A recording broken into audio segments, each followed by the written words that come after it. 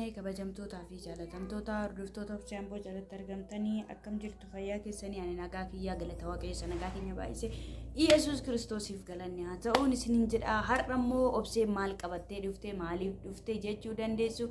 Obseen har'a wanta nagarrame tokko wanta baay'ee keessa kiyyatti deddeebi'ee gaaffii ta'u tokko isiniif ibsuun dhufee miidiyaa maaliif fayyadamuu qabna? Miidiyaa immoo waan akkamii irratti odeessuu yoo inni immoo namaaf dabarsuu qabna kan jedhamu isarratti yaada kennuun dhufee kanaaf hordoftoota kiyyaa like share subscribe gochuudhaan na bukkee dhaabbadhaan isiniin jira. Ani obsee ambooti like share subscribe gochuudhaan yaada keessan daaqooduudhaan na deeggaraan isiniin jedha. Akkasumas immoo har'a wanta baay'ee nagarree garaa na nyaatee na boonsisee tokko yaada sanarratti maafan jechuun kennu ijoolleen fakkeenyaaf afaan Oromoo dhagaan Amaariffa kan hin dhageenye hedduu isaanii jiraachuu danda'u.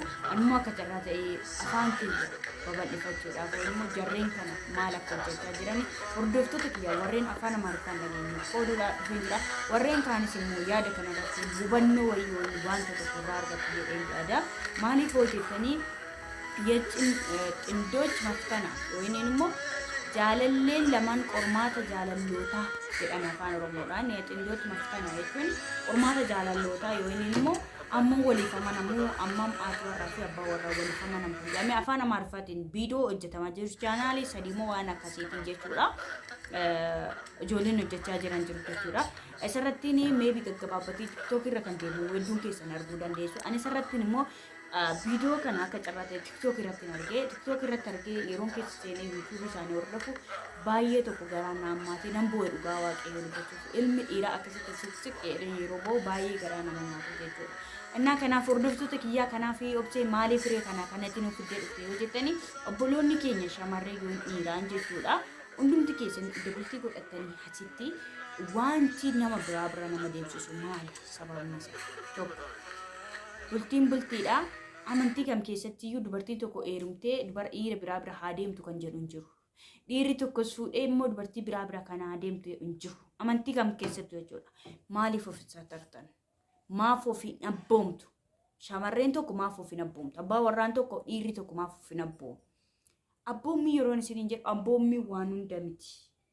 Abboommiin aarsaa caalaa jedha wangeelli. Maaliif jettee obsee hojjettanii baay'ee tokko nagarrame jechuudha. Namicha kana viidiyoo isaa argaa jirtu yoo ta'e haadha manaa isaatii idda wal fuudhanii waggaa 4dha.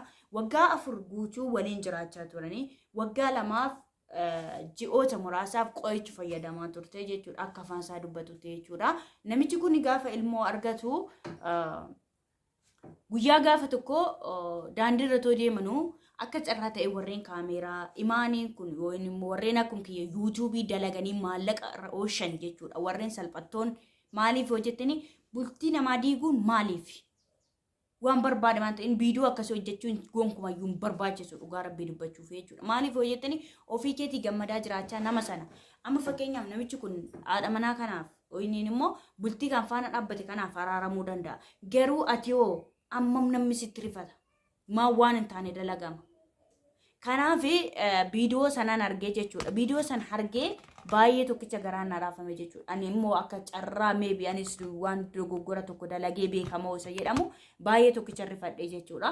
Maaliif hojjettanii namni tokko viidiyoon kan dalagamuu fi namni waa irraa baratuu fi dogoggora qaburraa haasirratuu fi kun immoo viidiyoon amma afaan Amaariffaatiin dalagamaa jiru. An dhugaa rabbii dubbachuuf ta'u afaan Oromoodhaan viidiyoon akkasii dalagame namni xaragee wal fixa jedhee yaada. Maaliif akkuma beektanii jarreen keenya xiqqoo ishee mataa jabaatu Oromoonni keenya xiqqoo mataa jabaatu warreen afaan Amaariffaatiin dubbatamu kana keessas Oromoon hin dhabamaa jechuu kiyya miti.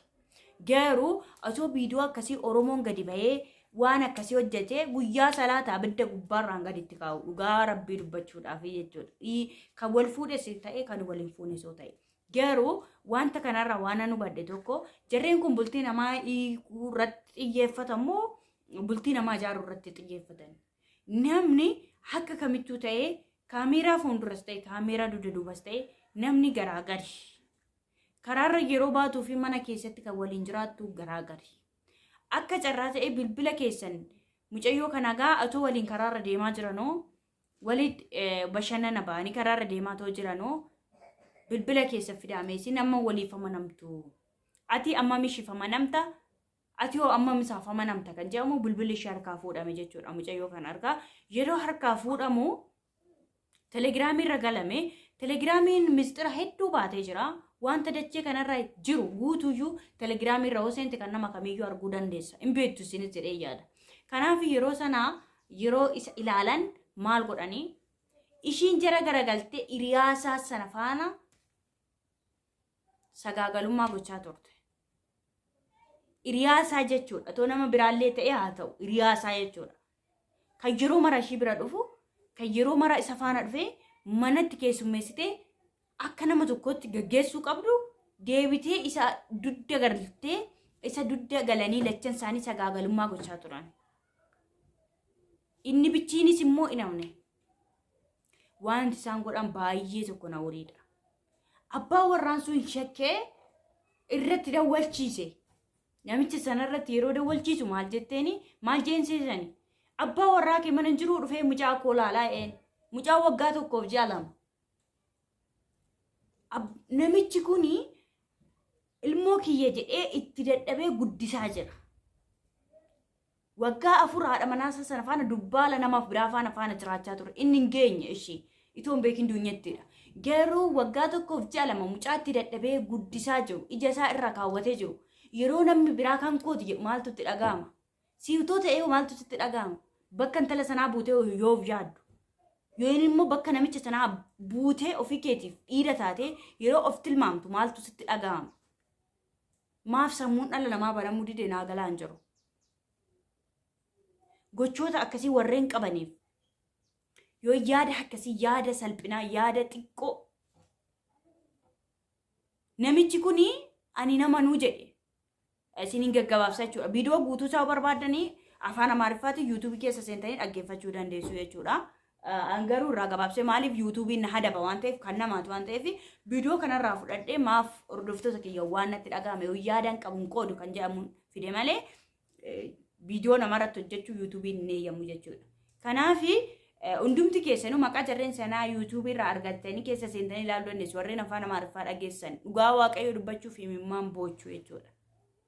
Akkas dhiirri akkasitti yeroo boo gochaa dubartii maa dubartiin yaani anuma afaan dhugaa waaqayyoon sin jedhu dubartii cirraashin shaabaddu lafa kanarra. Akkamittiin tokko jala teessee isayyuu ilmoo deessi namaa biraatiif akkamitti? Namichi kuni hinamanuu jedhe fudhatee galee haadha manaasaa. Namichi kun hinamanu jedhe haadha manaasaa fudhatee yeroo garuu DNA immoo maal jedhama maaraqii namaa jechuudha. Kan mucaa fi kan isaa fuudhanii duratti Ameerikaatti argama amma garuu afeera Itoophiyaa keessatti ta'ee jira. Wanti warra fedhe ilaalaatu akkasitti wanti ta'a jechuudha. Yeroo naamunaan isaanii naamunaan ilmoo fi abbaa fuudhamee deemame. Naamunaan sana keessatti abbummaa ta'uun kee 0/0 dhibba keessaa 0 duwwaadha jechuudha. Ilmoon kun kan isaa miti kunkuma. Maal jechuudha kun? Akkamittiin sammuu ishee ajajee akkamittiin kana gooti?